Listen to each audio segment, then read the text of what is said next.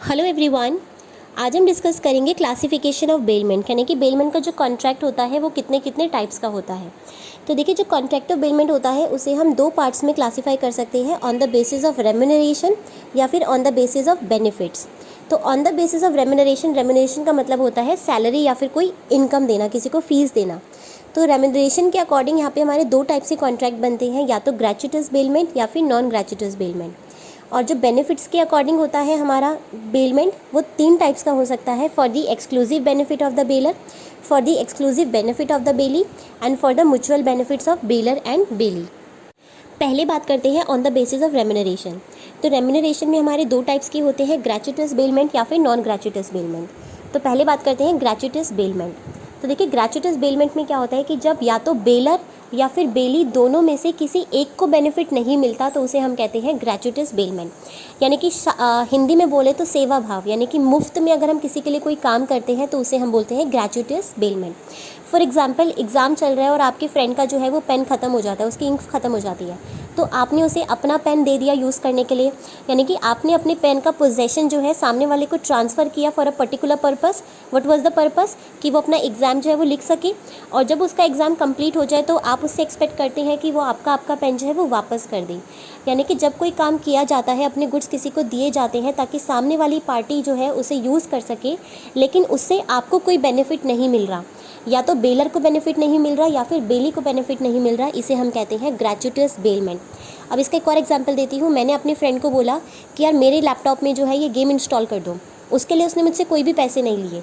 तो यहाँ पे बेलर को बेनिफिट मिल रहा है, क्या उसे कोई जो बेली है जिसको गुड्स दिए जा रहे हैं, क्या उसे कोई बेनिफिट मिल रहा है?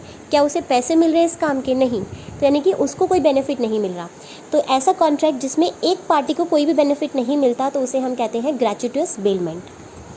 सेकंड होता है नॉन ग्रेचुइटस बेलमेंट, यानी कि ऐसा बेलमेंट का कॉन्ट्रैक्ट जिसमें दोनों पार्टीज, बेलर एंड बेली, दोनों के लिए कंसिडरेशन होता है, दोनों के लिए कोई ना कोई बेनिफिट होता है। तो फॉर एग्जांपल, आपने जो है अपने कपड़े दिए किसी को स्टिच करने के लिए, तो उन्होंने आपसे जो है 500 रुपीज़ चार्ज किए, तो आपको बेनिफिट हो रहा है कि आपके कपड़े जो हैं वो स्टिच हो रहे हैं, सामने वाले को पैसे मिल रहे हैं 500 रुपीज़, यानी कि दोनों के लिए कुछ ना कुछ कंसिडरेशन है इस कॉन्ट्रैक्ट में। सिमिलरली, आपने अपने फ्रेंड को बोला यार मेरे लैपटॉप में जो है ये सॉफ्टवेयर इंस्टॉल कर दें, उसने आपसे 500 रुपीज़ चार्ज किया, तो आपके लिए भी कंसिडरेशन है कि आपके लैपटॉप में जो है वो सॉफ्टवेयर इंस्टॉल हो रहा है, सामने वाले के लिए भी एक कंसिडरेशन है कि उसे 500 रुपीज़ मिल रहे हैं। तो यानी कि जब दोनों पार्टीज़ के लिए कॉन्ट्रैक्ट में बेनिफिट होता है, कंसिडरेशन होता है, तो उसे हम कहते हैं नॉन ग्रेचुइटस। यानी कि ऐसा कॉन्ट्रैक्ट में कोई भी सेवा भाव नहीं है, कोई भी फ्री ऑफ कॉस्ट काम नहीं कर रहा, दोनों पार्टीज़ को बेनिफिट मिल रहा है, इसी को हम कहते हैं नॉन ग्रेचुइटस। अब बात करते हैं on the basis of benefits. तो देखिए, बेनिफिट के अकॉर्डिंग हमारे तीन टाइप्स के कॉन्ट्रैक्ट हो सकते हैं। First one is the for the exclusive benefit of the baler, यानी कि ऐसा कॉन्ट्रैक्ट जिसमें सिर्फ बेलर को बेनिफिट मिल रहा है।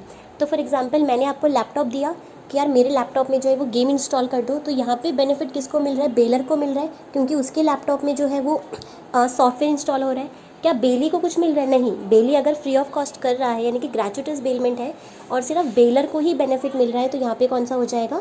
For the exclusive benefit of the baler. Next होता है for the exclusive benefit of the बेली, यानी कि ऐसा कॉन्ट्रैक्ट जिसमें सिर्फ बेली के लिए कंसिडरेशन है, बेली को बेनिफिट मिल रहा है, बेली को सर्विसेज मिल रही हैं, ऐसे कॉन्ट्रैक्ट को हम बोलते हैं for the benefit of the बेली। तो फॉर एग्जांपल, आपका जो फ्रेंड है उसने आपसे पेन बोरो किया ड्यूरिंग एग्ज़ाम, तो यहाँ पे आपने उसे अपना पेन दिया है यूज़ करने के लिए, तो क्या बेलर को कोई बेनिफिट मिल रहा है? नहीं। यहाँ पे सिर्फ जो यूज़ करने वाला है उसको मिल रहा है। सिमिलरली, आपका लैपटॉप जो है वो आपका फ्रेंड आपसे बोरो करके लेके जाता है कि यार मुझे एक असाइनमेंट बनाना है या मुझे कोई प्रोजेक्ट पे काम करना है, मुझे तुम्हारा लैपटॉप दे दो। तो यानी कि यहाँ पे किसको बेनिफिट मिल रहा है? बेली को मिल रहा है। आपने अपने गुड्स का पोजेसन बेली को दिया, तो यानी कि ऐसे गुड्स जो होते हैं, ऐसे जो कॉन्ट्रैक्ट होते हैं, ये सिर्फ बेली के बेनिफिट के लिए होते हैं। यहाँ पे बेलर को कोई भी बेनिफिट नहीं मिलता, कोई भी कंसिडरेशन नहीं मिलता। लास्ट होता है for the mutual benefit of the bailor and bailee, यानी कि ऐसा कॉन्ट्रैक्ट जिसमें बेलर के लिए भी कंसिडरेशन है और बेली के लिए भी कंसिडरेशन है। तो आप इसे सिंपली कह सकते हैं नॉन ग्रेचुइटस बेलमेंट। वहाँ पर भी हमने यही पढ़ा था कि दोनों को बेनिफिट मिलता है।